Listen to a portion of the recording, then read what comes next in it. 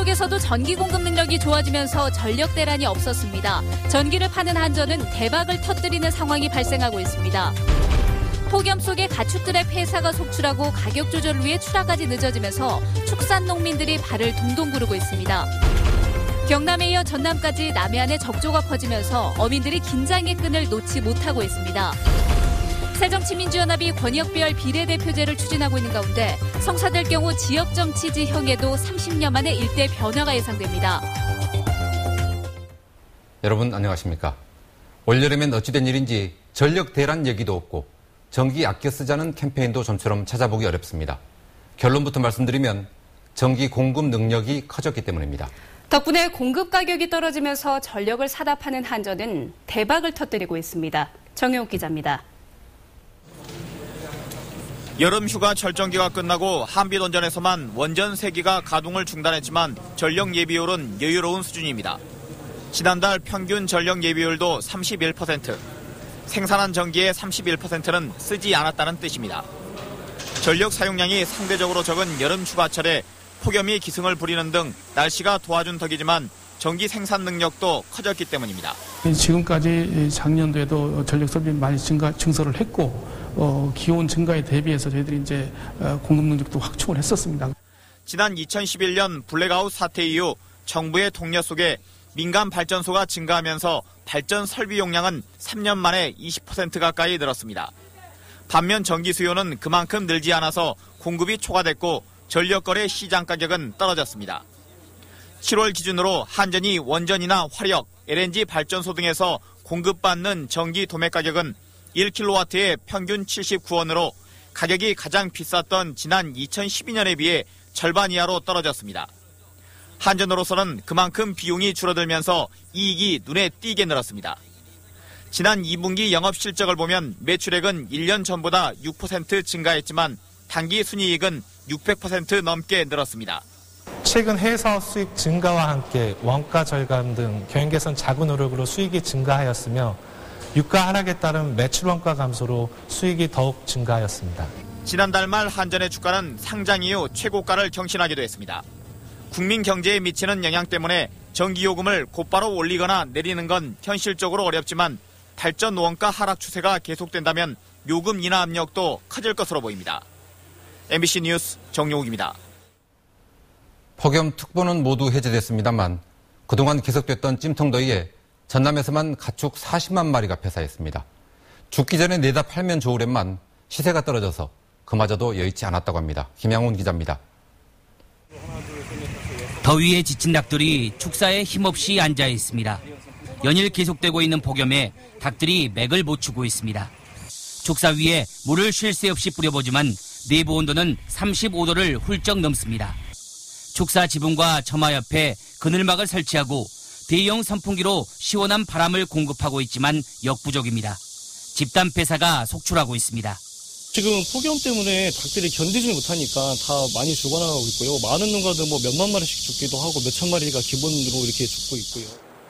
전남에서만 40만 마리가 넘는 닭과 오리, 돼지가 폭염에 폐사했습니다. 시장 가격이 좋지 않다 보니 출하가 늦어지면서 피해는 더 커지고 있습니다. 사진 등을 직접 찍어 피해 규모를 축산 농민들이 스스로 입증해야 한다는 것도 큰 부담입니다. 폐사 같은 걸 모아서 사진도 찍고 중량도 재고 다 해야 되는데 엄청난 숫자가 나오고 있기 때문에 그것 때문에 다른 살아있는 닭들을 피해 줄 수도 없고. 깨와 고추 등 농작물도 타들어가고 있습니다. 바다도 예외일 수 없습니다. 수온이 상승하면서 양식업 주민들도 비상이 걸렸습니다. 다행히 내일부터 폭염은 수그러들 것으로 보이지만 7월 말부터 계속된 폭염에 농어민들의 마음은 새카맣게 타들어갔습니다. MBC 뉴스 김양훈입니다. 어제 완도 명사심리에 이어서 오늘은 고흥 남열해수욕장에서 이한류가 발생해 피서객들이 역파도에 휩쓸렸습니다. 여수 해양경비안전서에 따르면 오늘 오전 11시 40분쯤 고흥 남열해수욕장에서 13살 김모양 등 피서객 6명이 이한류에 휩쓸려 수영 경계선 밖으로 떠내려가다가 해경과 안전요원들에 의해서 구조됐습니다. 여름바다의 불청객인 족조가 기어이 전남 해역으로까지 번졌습니다. 어민들이 바짝 긴장하고 있습니다. 권남기 기자입니다. 바다가 검붉은색으로 물들었습니다. 비슷한 시간대의 바닷속이지만 적조가 발생한 해역과 그렇지 않은 곳이 뚜렷하게 구분됩니다. 지난 5일 경남 통영과 남해 해역에 올해 첫 적조주의보가 발령된 지 나흘 만에 전남 여수와 고흥 일부 해역까지 적조주의보가 확대됐습니다. 올해 적조가 본격적으로 나타나기 시작하자 방제당국과 어민들의 손길이 바빠졌습니다. 남해안 지역 지자체들은 황토살포에 돌입했고 어민들은 산소 발생기를 가동하는 등 피해 예방에 나섰습니다. 이렇게 힘들게 갖고 고기가 폐사가 나면 너무나 마음이 아프고 정년 무사히 넘어갔으면 좋겠네요. 국립수산과학원은 평년보다 적조 발생이 늦어 아직 대규모 적조가 나타날진 알 수 없지만 무더운 날씨로 수온이 올라가면서 적조 발생 해역은 점차 늘어날 것으로 전망했습니다. 이번 주 내로 전체적으로 넓게 그 주의보가 발령될 확률은 굉장히 높습니다. 작년 대비보다는 좀 더 작게 나지 않을까. 최근 3년 동안 전국에서 적조로 인해 발생한 피해액은 340억 원에 이릅니다. MBC 뉴스 권남기입니다. 새정치민주연합이 권역별 비례대표제를 당론으로 채택할 가능성이 높아지고 있습니다. 새누리당의 입장 변화가 있어야 하지만 여야 합의로 추진될 경우 지역 정치 지형에는 일대 변화가 불가피할 것으로 전망됩니다. 한신고 기자입니다. 문재인 새정치민주연합 대표는 한 정당이 특정 지역을 독점하는 선거제도는 이제 끝나야 한다며 권역별 비례대표제 도입을 강력히 촉구했습니다. 권역별 비례대표제는 선거의 결과에 국민의 의사가 아주 정직하게 반영되게끔 하자라는 문 대표의 이 같은 제안에 의원 정수 확대 없는 권역별 비례대표제 추진에 의원들의 큰 이견이 없어서 당론으로 채택될 가능성이 높아졌습니다. 권역별 비례대표제가 현실화되면 지역 정치 지형에는 어떤 변화가 있을까? 내년 총선 선거구 획정이 이루어지지 않아서 아직까지 가늠하기는 힘듭니다. 그렇지만 지난 19대 총선에 비춰보면 대략적인 윤곽은 나옵니다. 새정치민주연합 전신은 민주통합당이 호남과 제주에서 얻은 의석은 28석, 나머지 3석은 통합진보당, 2석은 민주통합당을 탈당한 무소속이었습니다. 그렇지만 권역별 비례대표제가 도입됐다고 가정하고 정당 득표율로 적용하면 민주당은 5석이 줄어들게 됩니다. 반면 한 석도 얻지 못했던 새누리당이 4석을 차지하게 되고 통합진보당은 3석이 늘게 됩니다. 고 김대중 전 대통령이 평민당을 창당한 이후에 지속돼 왔던 일당 독식 구조가 깨진다는 얘기입니다. 다른 정치적 대안을 찾을 수 있기 때문에 얼마든지 좋은 정치인들이 이런 다양성을 추구하는 정치들을 할 수 있다는 것이고요. 또 하나는 특히 지방자치의 경우에는 견제 기능이 활성화될 수 있다는 겁니다. 더욱이 새정치민주연합에 대한 지역 민심이 예전과는 사뭇 다르고 무소속 천정배 의원이 중심이 돼서 총선 연합이나 신당을 창당했을 경우에 그 파괴력은 더욱 커질 수밖에 없습니다. 새누리당이 아직까지 반대 입장을 보여 현실화될 수 있느냐는 문제는 남아있긴 하지만 권역별 비례대표제 도입은 지역 정치 지형에 큰 변화를 몰고 올 전망입니다. MBC 뉴스 한신구입니다. 막말 파동 이후 최고위원 사퇴를 선언했던 새정치민주연합 주승용 의원이 최고위원회 복귀를 숙고하겠다고 밝혔습니다. 주 의원은 문재인 대표가 지도부 정상화를 위해 자신의 최고위원회 복귀를 요구해왔다며 지역 주민과 동료 의원 등의 의견을 듣고 숙고하겠다는 입장을 밝혀 복귀 수순을 밟는 것 아니냐는 관측이 나오고 있습니다. 여름방학의 무더위가 계속되면서 동네 작은 도서관이 인기를 끌고 있습니다. 책을 읽으면서 무더위를 피하는 이른바 북캉스족이 많아지면서 여느 피서지보다 낫다는 평가를 받고 있습니다. 이계상 기자입니다. 주민자치센터 건물에 마련된 작은 도서관에서 아이들이 독서 산매경에 빠져 있습니다. 도서관 실내 온도는 26도 안팎. 시원하고 쾌적한 상태를 유지하고 있다 보니 책 읽으면서 더위 피하기에 제격입니다. 방학을 맞은 아이들은 때론 친구와 때론 부모님과 이곳을 찾습니다. 여기는 에어컨도 틀어져서 시원하고 더 조용하니까 집중을 잘 할 수 있었어요. 책 많이 읽을 수 있고 만식도 많이 읽고 그리고 친구들이랑 그냥 같이 볼 수 있어서 좋은데. 또 다른 도서관에서는 아이들이 한자리에 모여 그림책을 읽습니다. 동네에 함께 사는 친구들과 책을 읽고 난 뒤에 느낀 생각도 나누면서 이웃과 좀 더 친해지는 기회도 갖습니다. 부모와 자녀가 함께 참여하는 프로그램이 많아지면서 도서관은 마을 공동체의 구심점이 됐습니다. 엄마들, 아빠들 이렇게 같이 오셔가지고 같이 이 공간에서 같이 회원들의 한 공동체 마당처럼 재밌게 이렇게 시간을 보내는.